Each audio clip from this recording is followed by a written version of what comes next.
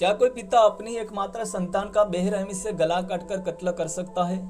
क्या कोई माता अपनी ही बेटी के कत्ल में और बाद में वारदात के सबूत मिटाने में पति का साथ दे सकती है? क्या दो दो बार सीबीआई की जांच होने के बावजूद भी कई सालों तक कोई वारदात अनसुलझी रह जाती है? जी हाँ दोस्तों, नमस्कार, जय हिंद, जय भारत। क्राइम की दुनिया में एक और वारदात के साथ आपका स्वागत है। और आज हम बात करेंगे एक ऐसी वारदात की जिस पर कई फिल्में और वेब सीरीज बन चुकी है। हालांकि उसमें भी वारदात का असली रहस्य अनसुलझा ही रह जाता है। वारदात 1, कहानी 3 और मुजरिम कोई नहीं। आज तक अनसुलझी है डबल मर्डर की वारदात। माता पिता पर ही लगती है धारा 302, 34, 201 और 203। जी हाँ दोस्तों, क्राइम की दुनिया में हम आज बात करेंगे आरुषि तलवार और नौकर हेमराज के हत्याकांड के वारदात की। भारत के सबसे जघन्य व रहस्यमय हत्याकांड में शामिल आरुषि हेमराज मर्डर की वारदात देश की राजधानी के बहुत ही प्रसिद्ध विस्तार नोएडा में हुई थी। और डबल मर्डर का आरोप लड़की के माता पिता पर ही लगता है, जो दंपति पेशे से जाने मारे डॉक्टर थे। राष्ट्रीय राजधानी क्षेत्र के अंतर्गत आने वाले महानगर नोएडा के सेक्टर 25 जलवायु विहार फ्लैट नंबर L32 में राजेश तलवार और नुपुर तलवार नाम का डॉक्टर दंपति अपनी 14 साल की लड़की आरुषि तथा घरेलू नौकर हेमराज के साथ रहते थे। तारीख 15 और 16 मई 2008 की रात को डॉक्टर दंपति की मौजूदगी में ही उनकी बेटी आरुषि और नौकर हेमराज का मर्डर हो जाता है।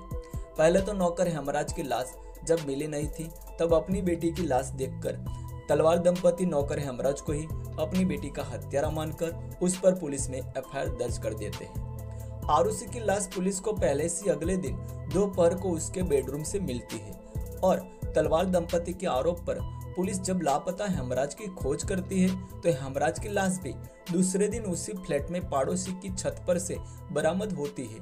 अब जिस पर आरुषि की हत्या का मामला दर्ज हुआ था, उस आरोपी की लाश मिलती है, वो भी उसी फ्लैट की छत से। तो तब मामला पेचीदा बन जाता है।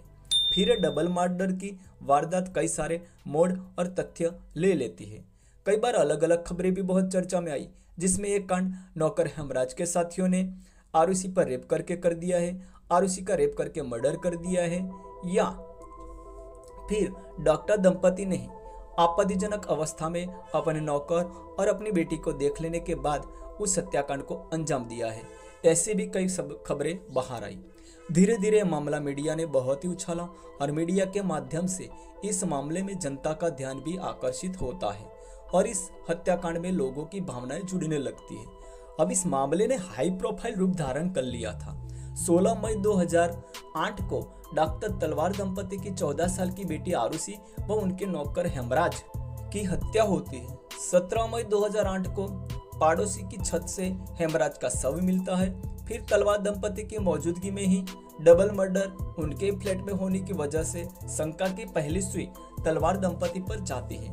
और तारीख 23 मई 2008 को आरुषि के पिता राजेश तलवार को पुलिस गिरफ्तार कर लेती है।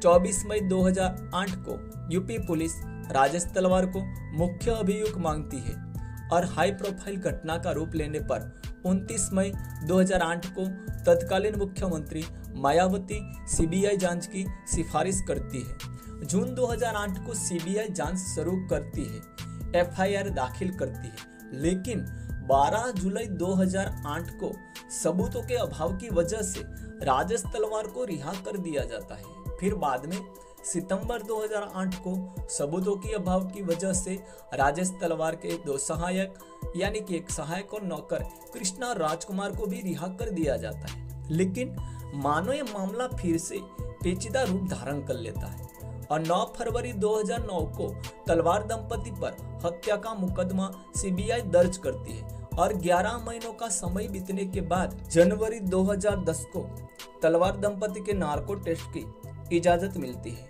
बाद में दिसंबर 2010 को 30 महीने तक चली जांच के बाद सीबीआई अदालत को क्लोजर रिपोर्ट सौंपती है। लेकिन मामले का कुछ भी तथ्य सामने न आने की वजह से मीडिया और जनता सत्य तक पहुंचने के लिए दबाव डालती है। और दबाव बढ़ने की वजह से स्पेशल जुडिशियल मजिस्ट्रेट प्रीति सिंह पहली सीबीआई टीम द्वारा दाखिल क्लोजर रिपोर्ट को खारिज कर देती है और दोबारा नए सिरे से जांच के आदेश होते हैं। 25 जनवरी 2011 को नए सिरे से जांच की मांग को लेकर राजेश तलवार पर कांड परिसर में हमला होता है। अब की बार सीबीआई ने तेज तर्रार जांच अधिकारी AGL कौल को यह मामला सौंपा था। कौल और उनकी टीम गाजियाबाद में विशेष रूप से गठित सीबीआई अदालत में दोबारा चार्जशीट दाखिल करती है, जहां बाद में जस्टिस श्यामलाल इस डबल हत्याकांड में मृत लड़की के माता पिता तलवार दंपति को ही दोषी करार करते हैं। 12 अप्रैल 2011 को नूपुर द्वारा की गई जमानत की अर्जी को उच्चतम न्यायालय द्वारा खारिज कर दिया जाता है। 6 जनवरी 2012 को उच्चतम न्यायालय तलवार दंपति पर मुकदमा चलाने का आदेश जारी करती है। 30 अप्रैल 2012 को नूपुर तलवार की भी गिरफ्तारी होती है। जून 2012 को अदालत के निर्देश पर फिर से सुनवाई शुरू होती है। 25 सितंबर 2012 नूपुर तलवार की रिहाई का आदेश आता है। 24 अप्रैल 2013 को सीबीआई राजेश तलवार पर हत्या का आरोप लगाती है। 11 जून 2013 को विविध गवाहों के बयान दर्ज होने लगते हैं और फिर से 12 नवंबर 2013 को मुकदमे की अंतिम सुनवाई खत्म होती। 25 नवंबर 2013 को तलवार दंपति को इस हत्याकांड में फिर से दोषी करार कर दिया जाता है। मित्रों, यहाँ ये नजर करने लायक बात है कि 2008 की वारदात का फैसला 26 नवंबर 2013 को आता है, जिसमें डॉक्टर राजेश एवं डॉक्टर नूपुर तलवार को आईपीसी की धारा 302-34 समान उद्देश्य से हत्या करने के तहत उम्र कैद, धारा 201 के साक्ष्य को छुपाना के तहत अंतर्गत 5 साल की सजा और धारा 203 यानी कि फर्जी रिपोर्ट दर्ज करने की धारा के तहत केवल पिता राजेश तलवार को 1 साल की सजा और दोनों पर जुर्माना भरने का फैसला आता है। लेकिन फिर बाद में उच्च न्यायालय की याचिका के तहत 16 अक्टूबर 2017 को इलाहाबाद हाई कोर्ट से बरी आरुषि के माता पिता यानी कि तलवार दंपति को निर्दोष करार घोषित करते हुए डासना जेल से रिहा कर दिया जाता है। लेकिन यहाँ कुछ गौर करने वाली बात जानते हैं। समाचार पत्रों के अनुसार 15 मई 2008 को रात के 12 से 1 बजे के बीच आरुषि व हेमराज की हत्या हुई थी। आरुषि का शव उसके ही बेडरूम में अगले दिन दोपहर को मिला था और नौकर हेमराज का शव दूसरे दिन उसी फ्लैट की छत पर से एक अवकाश प्राप्त पुलिस उपाधीक्षक के गौतम को बरामद हुआ था। आरुषि पर हत्यारे ने काफी तेज वार भी किए थे, लेकिन फिर भी आरुषि ना चीखी थी और ना ही नजदीक के कमरे में मौजूद अपने माता पिता को कोई शोरगुल सुनाई देता है।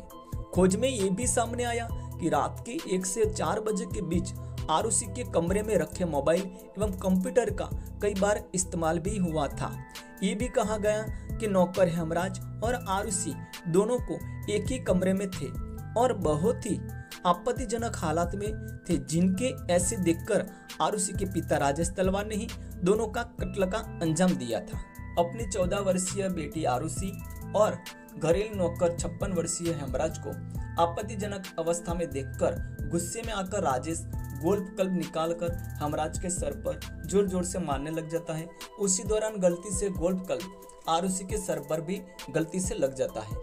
इतने में आवाज का शोरगुल सुनकर जब पत्नी नूपुर आती है तो वो देखती है कि हेमराज की लाश बिस्तर के एक साइड पड़ी हुई थी और एक सर्जिकल ब्लेड से राजेश आरुषि का गला काट रहा था। बाद में जब राजेश अपनी पत्नी को ये मामला बताता है तो पूरा मामला जानने के बाद पत्नी नूपुर भी वारदात को दबाने के लिए और पति को बचाने के लिए और कहीं और मोड़ पर ले जाने के लिए पति राजेश का साथ भी देती है।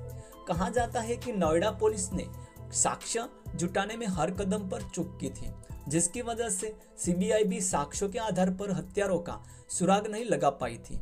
फॉरेंसिक व इलेक्ट्रॉनिक सबूतों को भी मिटाने की कोशिश की गई थी। मुकदमे के दौरान 39 गवाहों को सीबीआई की टीम ने पेश किए थे और केवल 7 साक्ष्य की ही बचाव पक्ष के सामने आए थे और पूरी वारदात कई रहस्य को सुलझाए बिना ही सुलझ जाती है।